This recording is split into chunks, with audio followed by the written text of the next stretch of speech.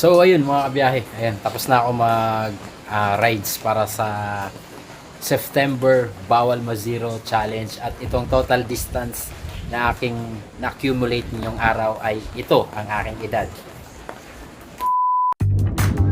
Yo, what's up mga kabiyahe? So time check 7:52. So this is my day 4 of Bawal Ma-Zero Challenge. Let's go. Thank you Lord para sa panibagong taon. Plus 1 na naman.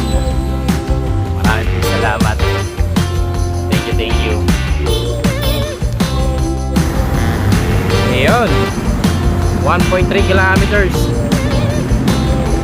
So ayun mga kabiyahe, dahil birthday ko ngayon, gagawin nating special itong day 4 episode ng ating Bawal Ma-Zero Challenge. So pupunta ako sa lugar kung saan ako ipinanganak, kung saan ako isinilang. Let's go!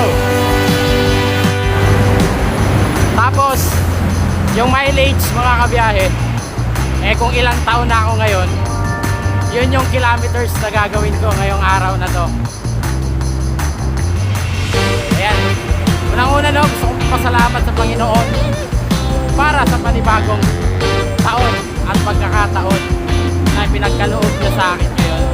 At siyempre, maraming salamat sa aking pamilya para sa kanilang 100 suporta, at sa asawa ko na very supportive, at sa dalawang anak, at siyempre sa mga kapatid ko at kay mama. Mag-ingat kayo palagi.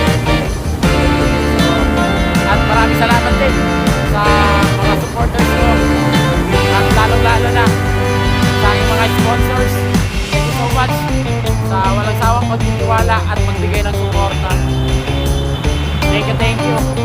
Shout out kay Master Efren Rico Cycling at kay Master Wilson ng Delta Appliances. Maraming salamat sa inyo mga Grandmaster. Hey, andito na tayo sa Tenement. Yan, may idea na kayo kung saan tayo papunta mga kabiyahe. Ayan, medyo makulimlim yung panahon, pero sana wag umulan yung nalang-gala na halos araw-araw na tayong napapasa ng ulan. Ayan, pag kumaliwa ka going to Arca South, diretso tayo. So habang papunta tayo mga kabiyahe, may idea ba kayo kung saan tayo pupunta? Kung meron, comment down below. Comment nyo mga kabiyahe, dali. Hulaan nyo kung saan tayo papunta.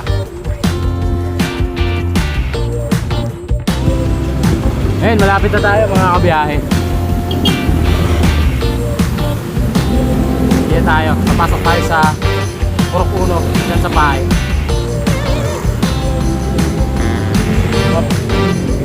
Malalay lang dahil maraming sakyan.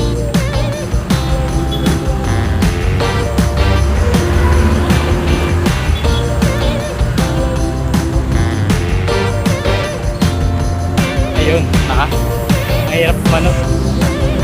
Ayun, wow, bring back memories. Bring back memories, bring back yo. Dito tayo ngayon sa Upper Bikutan. Walang nagbago sa terminal Ayan, punta tayong Dianyo Street.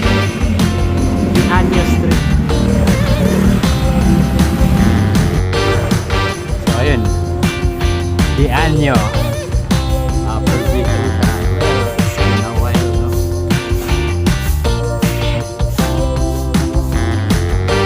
It's good to be back.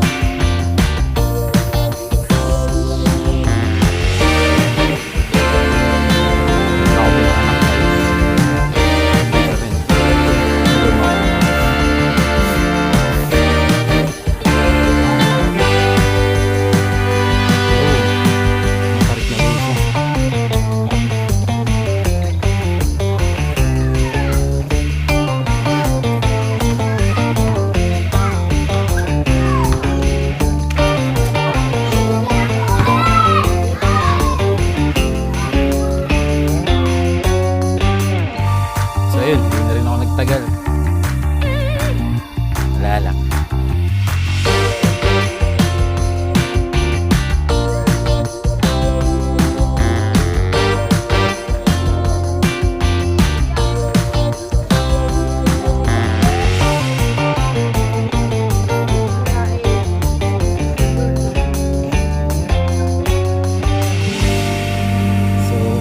Naka 9.2 kilometers na ako.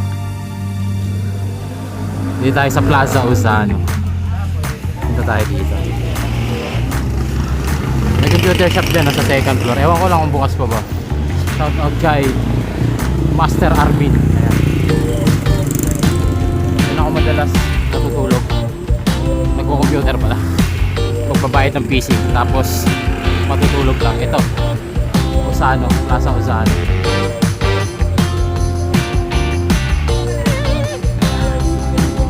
Kabisado ko mga kanto dito guys. From 1991. Dito ako pinanganak 1991. September 4. Wednesday. 1991. Dito ako nag-elementary. Dito ako lumaki. Wala masyadong pinagbago.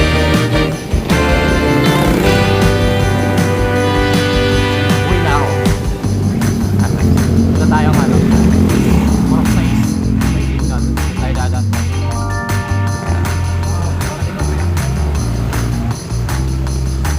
So ayun. Dianyo Street, Upper Bigutan, Taguig City. Yan ako pinanganak, mga kabiyahe. At ayun, dito tayo dumaan sa C5, pabalik. Dahil konti pa lang mileage natin. Kaso nga lang, nabutan na tayo ng mga kasayan. Eh, dito mga kabiyahe. Malakas na ulan. Dito tayo sa Pinagsama. Taguig.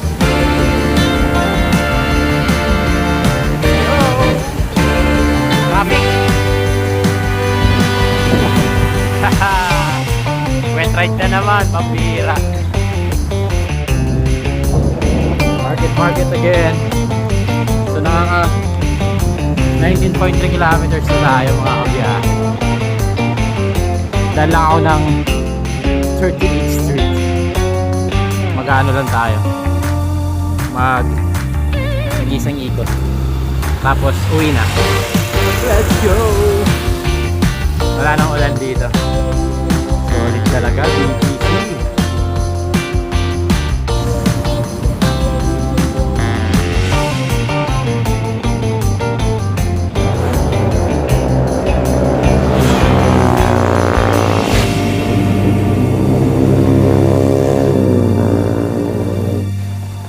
So ayun mga kabiyahe, ayan, tapos na ako mag rides para sa September Bawal Ma-Zero Challenge. At itong total distance na aking na-accumulate ngayong araw ay ito ang aking edad. So naka 33 kilometers ako ngayon mga kabiyahe dahil 32 years old na ako.